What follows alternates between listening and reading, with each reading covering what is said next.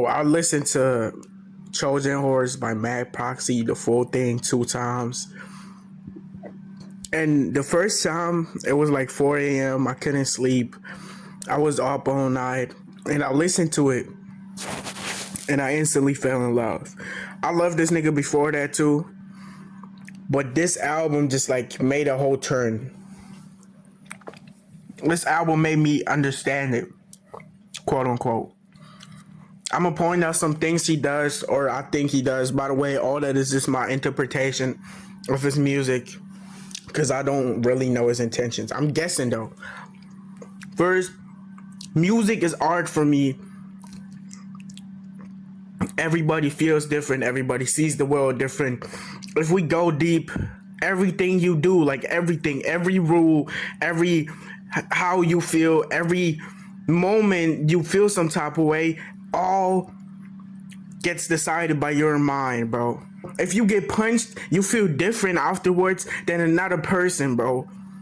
And both of y'all gonna say y'all feel hurt, but the perception of hurt comes just down to your own mind. That means you feel hurt, you perceive the feeling of being hurt after a punch different than the other person, bro. And I feel like through art, and music is a medium of art, people put their own perception or show their own perception in a way you can't do it with something else, bro. Through art, through music, you hear the person behind the song, bro.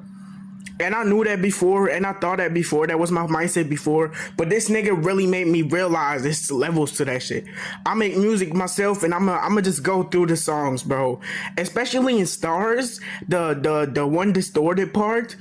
I didn't really like it. But then I don't know where. I think it was on his TikTok. I seen like a post of him and he was like, this song is about attention span, will you listen to it? And then he played the song and that made me realize the first part was not supposed to sound good.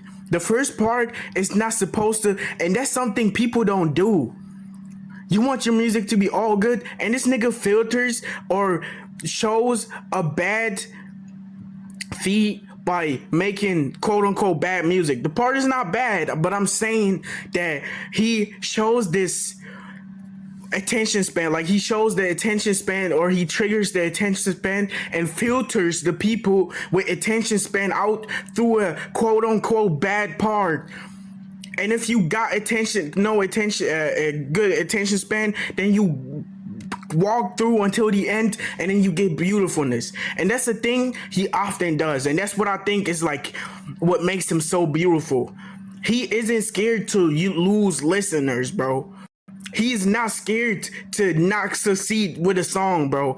He's watching. He wants to not succeed with his experimental and distortion and all the things. He filters the people that are not there for him, and the people that really listen to every song and enjoy it are there for him as a person, because art is just a representation of the person, bro. And he filters people. It's like he don't want you to listen to it if you don't fuck with him. You know what I mean? That's what I feel about it, bro. And that's art.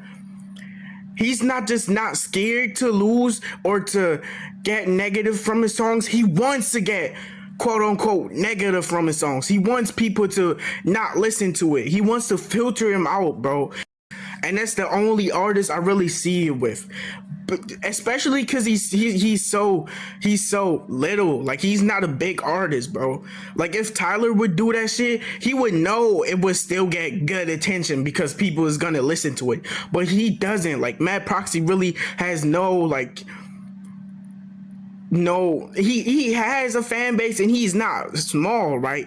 But he has no certainty. He has no 100%, yo, people gonna like this. You know what I mean, bro? And that's hard as an artist. I do music myself, and I could not do it. Doing something where that's like, how do I explain it, bro? Like if you're in a friend group and they're mad toxic against you and they don't really like you still gonna stay in there because that's the only friends, or you don't want to be a loser, quote unquote, you know? You still gonna force yourself to be there.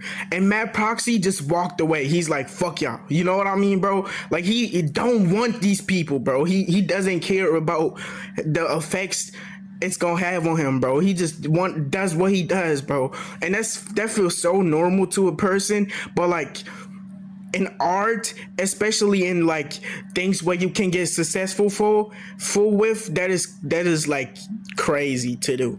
Like really crazy to do. That's what he said too. Like you shouldn't be scared of expressing yourself, and you shouldn't be scared of losing something by expressing yourself. Because if you lose somebody when you express yourself, that wasn't there for you in the first place. And that's what he makes with his music. That is beautiful, bro.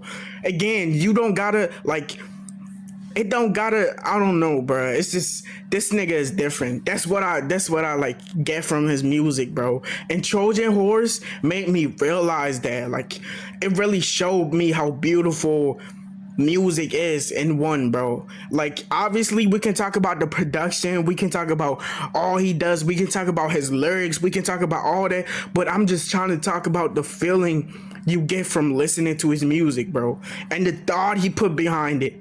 It doesn't start with his production, his music and shit. That is great. That is the best production in the underground I ever seen, right? And this shit is beautiful and tough, but I'm not just like, it's not just that, it's beyond that. It's before that and after that. It's the thought he puts behind it, bro. And that shit is just so beautiful, bro. Like, I'm talking that shit off my mind, by the way.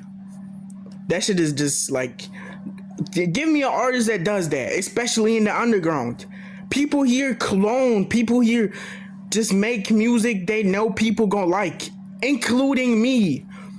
And he said, fuck that.